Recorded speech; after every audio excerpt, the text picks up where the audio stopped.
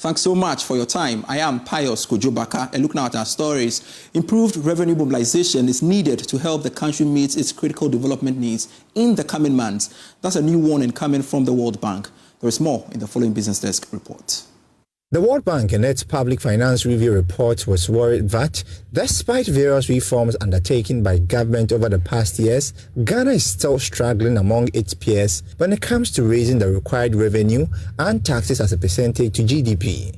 The report revealed that Ghana's domestic revenue mobilization has declined in recent years and remains below its peers. For instance, collected revenue as a share of GDP declined from 15% in 2017 to 13% in 2021. The World Bank also raised concerns about other tax contributions to revenue had declined as a result of tax exemptions. It also believed that the way taxes are collected in the country needs to be reviewed, especially when it comes to the associated cost and its impact on the overall revenue mobilization.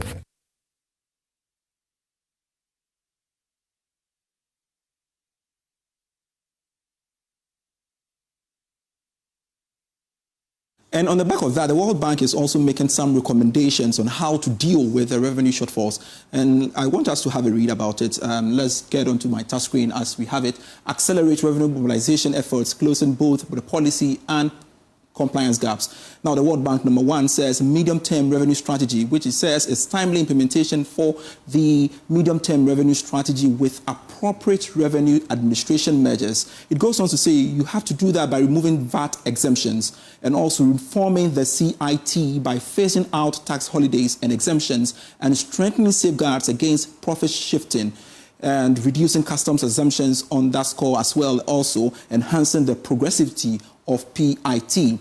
Now, the second point the World Bank is making is that we need to strengthen our tax administration and improve compliance as well as broaden the tax base. Now, he explains that to ensure the Ghana Revenue Authority cleans the taxpayers register and ledgers, complete the installation of the Integrated Tax Administration System known as the EITAS. Now, it concludes by saying there is a need for us to apply the Tax Exemption Act 2020, which ensures the steadfast implementation of the provision of the Act, notably those related to reporting to Parliament, publication of tax exemptions, as well as the periodic review of exemption regimes. And we want to make sense out of these recommendations issued by the World Bank. Let's get onto Zoom and speak to tax consultant Francis Timoboy for more analysis on this subject matter we are talking about. Thanks so much, sir, for agreeing to speak to us on Business Live. I guess you may be worried about the latest findings coming from the World Bank. Are you? No, Pius, because I think these things, we know them. We are aware of them, that we've not been doing well in terms of revenue collection.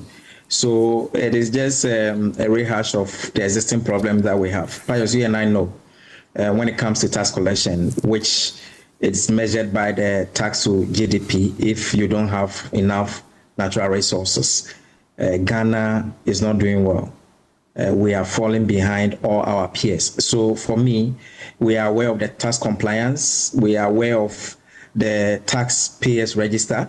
In 2021, when we say we're rolling the Ghana 10, the Ghana card with the existing 10, we did it, but we were saying it was not going to automatically increase tax revenue. So these are problems that we are aware of. The taxpayer system we have in Ghana is just geared towards some few people, and that is why we see most of these taxes introduced in the form of indirect taxes. Again, they are also doing well. So it is something that we are aware of, but maybe with time we will overcome. With time we will overcome, you say. But I do remember the number of times we've had this conversation on tax matters. And again, I will pose this question to you. Why haven't we been able to deal with our revenue mobilization challenges? So, Pius, we have a chronic tax compliance problem. I'll say chronic because you look at the direct taxes that we have in Ghana, very few people pay. We have a large informal sector who don't contribute any direct taxes. So the only way we do is, indirect taxes. Again, the tax administration system that we have in Ghana consistently we either bring this tax on board, we pull it off. Look at the benchmark revenue, we pull it off, we bring it, and then we pull it off. The VAT cascading effect. We have had businesses complain that it doesn't augur well. So at the end of the day, you think that you are raising money in the form of indirect taxes, but then you are eating into the other forms of taxes like direct taxes. You and I are in this country, property tax, we start and then we abandon it.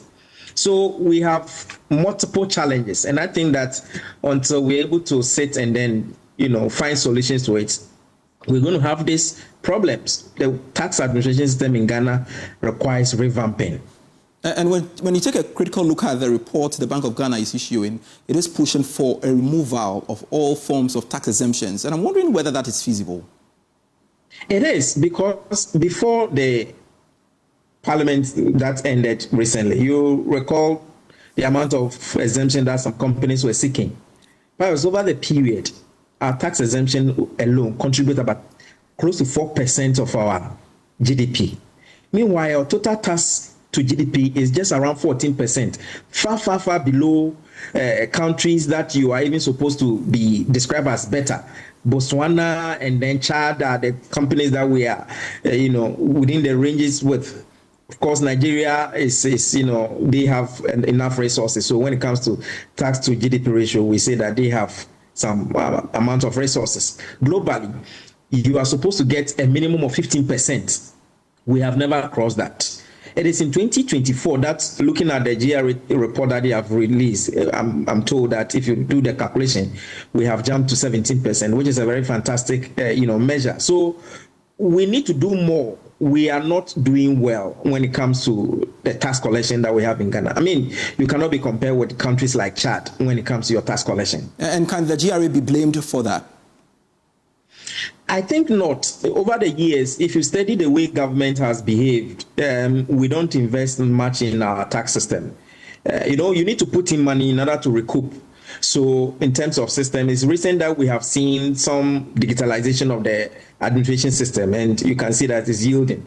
If the GRA collection of 153 billion that we are seeing in 2024, it means that they jump close to over 40%. So that is very good. It means that if we invest more, we can get more. We need more of the tax system to come on board.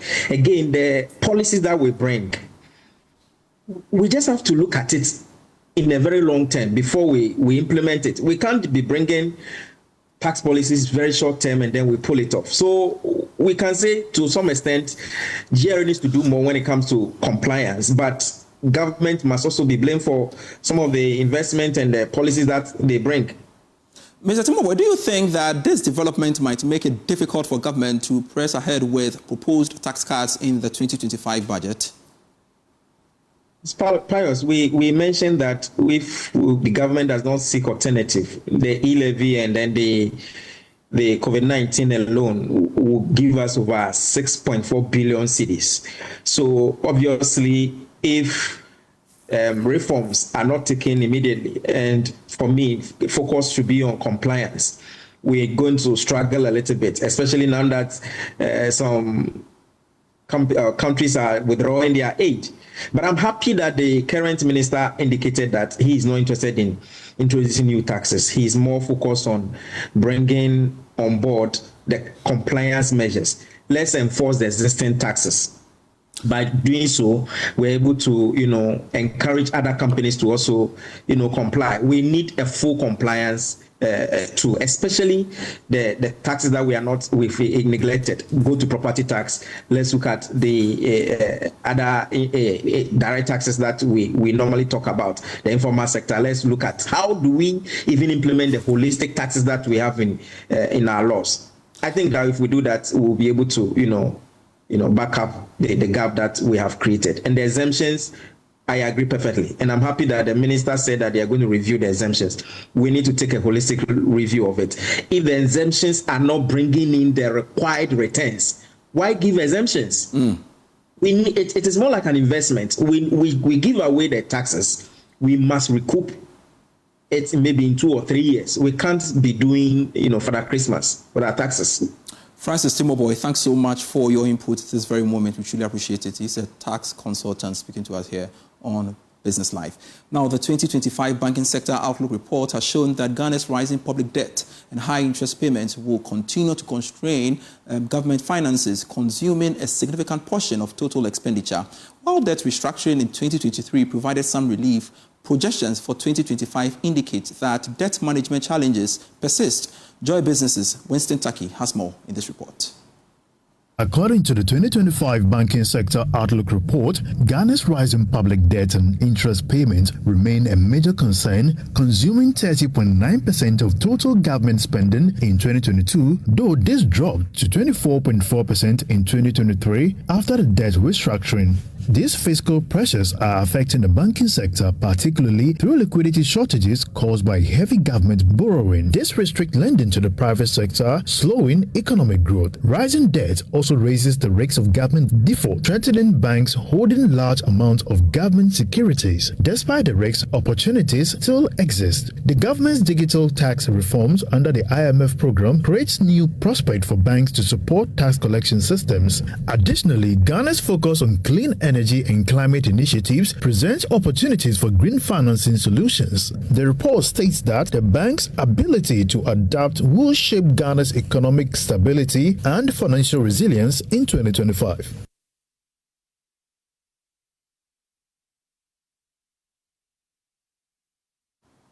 Again, welcome back to Business Life.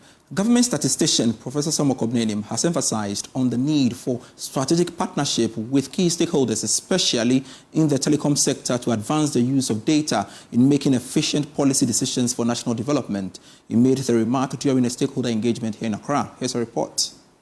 A stakeholder meeting on advancing statistics through partnerships brought together representatives from Ghana and the UK to discuss effective technical collaboration aimed at enhancing the use of data for national policy decisions. Government statistician Professor Samuel Enim highlighted the progress made in leveraging data from telecommunication companies to track internal mobility patterns in Ghana.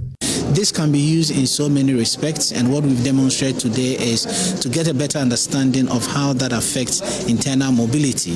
As we're all aware, Ghana Statistical Service has computed population projections from 2022 to 2050. These population projections would be static over this period, but it's important we appreciate the internal mobilities that frequently happens either on a monthly basis throughout the year, and inform policymakers on how these mobilities influences the decisions that they take. Chief Statistician and Deputy Director at the Center for Data Analysis, Shen Rasdal, shared insight on the role of data-driven decision-making.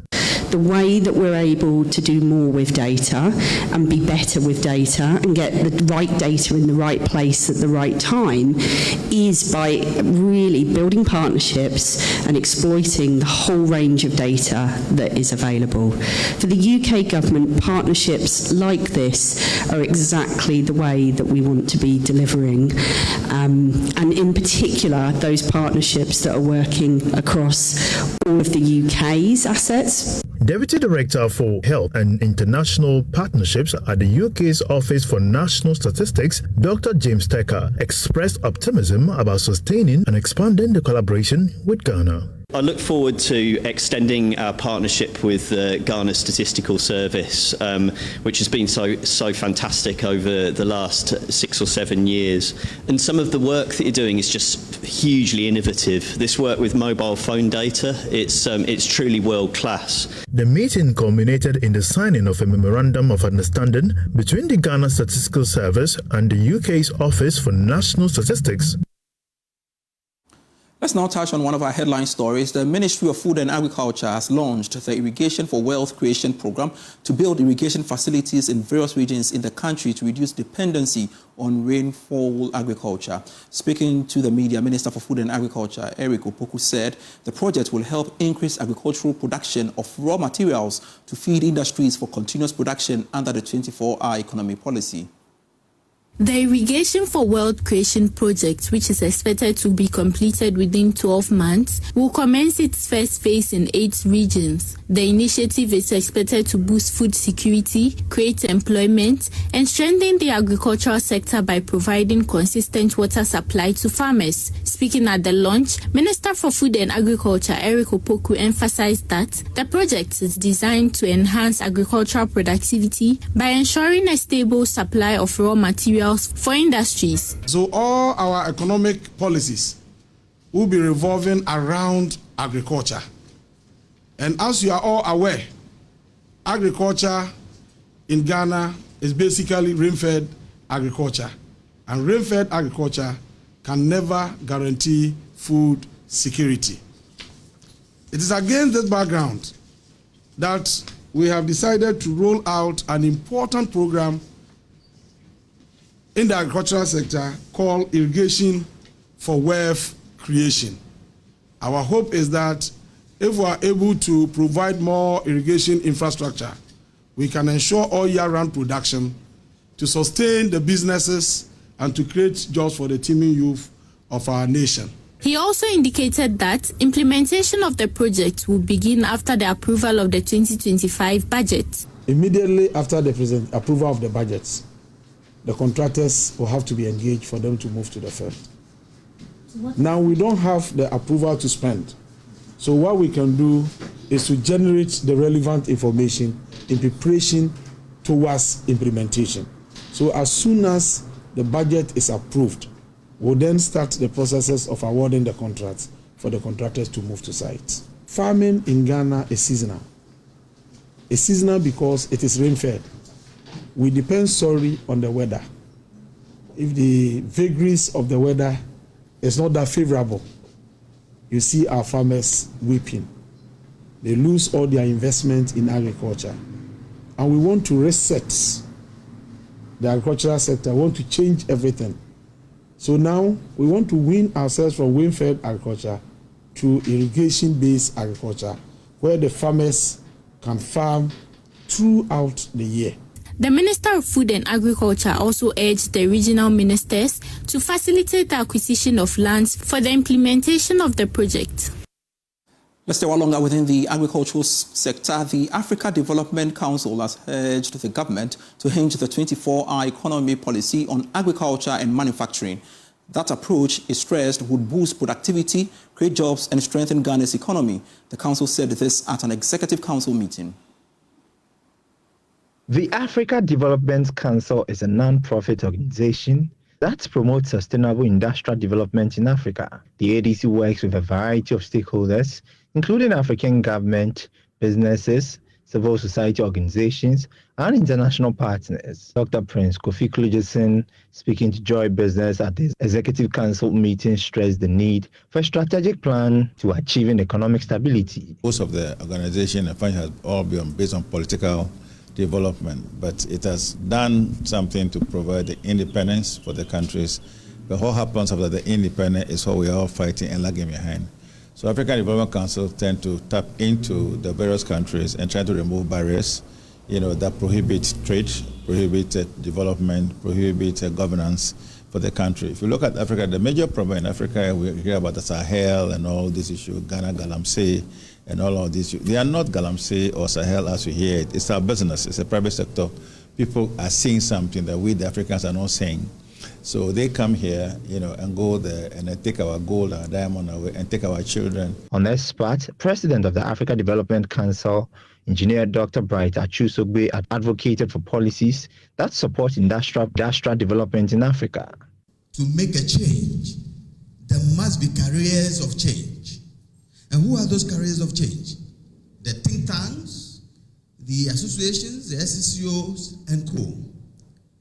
There must be, they are the carriers of change. And in Africa, there must be a particular or specific think tank that will lead the way in order to change the mindset of us, and then also let the people who want to exploit Africa now know that it is time. The mission of the Africa Development Council is to build the capacity of African businesses, government, and civil society organizations to participate in and benefit from industrial development.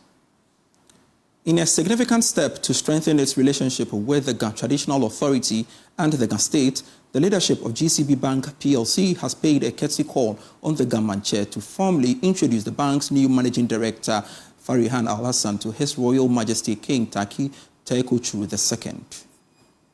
Managing Director of GCB Bank, Farihan Al-Hassan, led a delegation to pay a courtesy call on the government chair, His Royal Majesty King Taki Taekuchuru II, at his palace in Accra. The visit aimed to introduce the bank's new leadership and reaffirm GCB Bank's commitment to continued collaboration with the Ghana State. We've got over 30 branches in Accra alone. And it's just fair that before I start work, I come to seek his blessings and to introduce a new leadership team to him. Anything they are involved in, we have to get involved in. This is a very wise king. You would see him talking about women education, girl child education. You will see him talking about health. And these are things that we think that are very important for the sustenance of the community that we operate from. And so you'd see us support him in all the initiatives that he intends to embark on to support the Ghana State. Our mission is to support the economy of the local economy. And so obviously we will drive economic growth through supporting the real sector of the economy, and you'd see GCB play a leading role in that regard. The government chair expressed his appreciation for the visit and assured the delegation of his support in creating an environment where corporate institutions can thrive and contribute to economic growth. Today is a special day because my brother has come to show love and affection to this house, and the honor you bring to this house, we are grateful. We receive you absolutely and pray for credence and God's guidance on your stewardship for the Ghana Commercial Bank.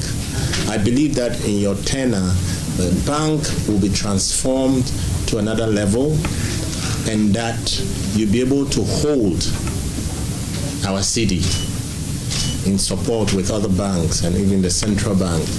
During the visit, the GCB delegation presented customary items to the government chair as a sign of respect and partnership. They also announced a 100 Ghana Cedi seed capital commitment to support projects under the government chair foundation, reinforcing their dedication to community development. And that's our package by way of Business Live. We have more stories for you when you log on to myjoyonline.com/business. AG's department advised Godfrey Dame to drop charges against Dr. Johnson Isiama. That's according to Dominic Ayini, revealing the lack of fiscal discipline plunged Ghana into full-fledged crisis in 2022. That's according to the World Bank. Fair Wages Salaries Commission collaborates with GAEC and RA to improve working conditions. Also, AG's department, and that was what I read earlier to you. Tony Elumelu Foundation UAE partner to empower 1,000 young African. More stories when you visit myjoyonline.com/business. See you at 8 p.m. with Prime Business. Pleasure serving you.